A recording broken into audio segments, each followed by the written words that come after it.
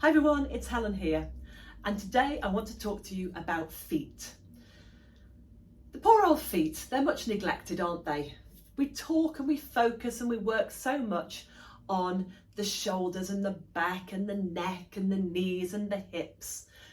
And quite often, the feet just get ignored. But not in our classes. We do a lot of work on the feet. Without a good foundation through your feet, you're going to struggle with balance. And we all know what it feels like to have been stood on the feet all day long, and your feet are really tired. And when your feet feel tired, the rest of you just feels tired. They just drag you down, don't they? So working on the feet to build strength and mobility and to give you a great sense of connection is really important. So we're going to do a little bit of the work that we sometimes do in classes. So you can sit on the floor, you can sit as I am I'm on my bench, you can sit on a chair, it doesn't really matter. But you just want to be able to get to one foot, okay? And then all you're going to do, just check it out and just see how it looks, because you'll want to see how it looks and feels again at the end of this. But initially, just start by lifting the big toe only. And then pop that down, keep the big toe down and lift all the other toes and then change. So just switch between that, big toe only, other toes only. Now you might find that impossible. Lots of people find this quite difficult. So you might want to just initially hold the other toes down in order to lift the big toe. You might want to hold the big toe down in order to lift the other toes, just until that message starts to go through to the brain. And you're looking to get this tendon. You want to see this tendon actively pulling the toe up. And then as you bring the others up, you'll feel and see those tendons again. So certainly the tendon of the little toe, you'll see that come up. So do that a few times and do that without rolling the foot in and out, okay? So try and keep the foot nice and still, just work the toes. Our toes, our feet should be far more mobile than they are. We should be almost as dexterous with the feet as we are with the hands. We're not, because for the majority of us, we don't need to be. We have the hands and we use those. But we really do need to pay more attention to the feet. You'll see a difference if you do. So once you've done that a few times, all you're going to do is just screw the toes up.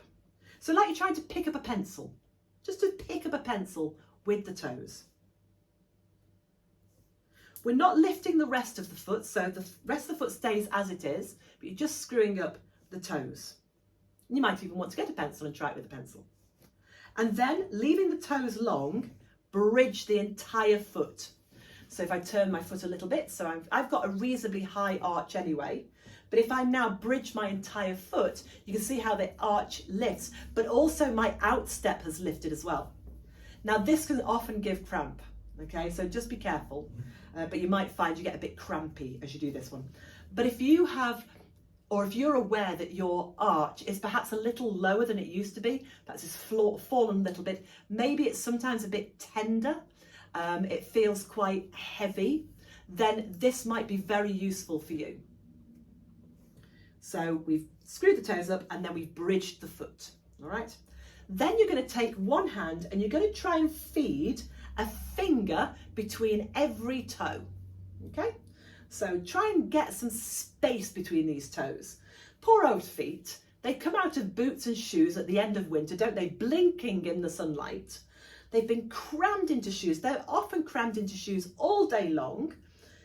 Give them a little bit of space. And then once you've wiggled your fingers down, just manipulate the toes. Just move them a little bit. So try and get some movement into those joints. And as you press the foot around, you might see the knuckles pop up here. So you want to get that feeling of moving those toe joints. And then pop that back down. Take hold of your foot above your ankle and then just give the foot a vigorous shake. Vigorous shake. And then release, pop the foot back down and just see how that feels. Does it feel any different? Do your toes feel any more spacious? Do you feel like there's a bit more circulation going through it? And just see how that does. And then of course do the same thing on the other foot. And then once you've done it on both feet, and you can stay seated to do this, just plant your feet to the ground and become really aware of how your feet contact the ground. Really important that you understand how your foot rests into the ground. And then, if you can, take yourself outside and stand barefooted on the grass. It's called grounding, and it's to do with the electromagnetic field of the earth, and we can take that through the soles of the feet. So just see how that feels, and I'm going to give you a bit of homework. If you ordinarily don't give your feet an awful lot of thought, if you just give them a quick swipe of moisturiser at the end of a shower because you've run out of the rest of your body, you've nowhere else to put it. If you haven't given yourself a good foot soak for a while, a little exfoliation for a while, I'm going to suggest you do that this week. Treat your feet. They will really thank you for it, and you will feel more grounded and better balanced if you pay some attention to your feet. So they're just a few of the exercises that we do often in classes. It's not all of what we do, but it's a little bit of what we do. But see how you feel, see how you get on, and let me know how your feet feel. I'll speak to you soon.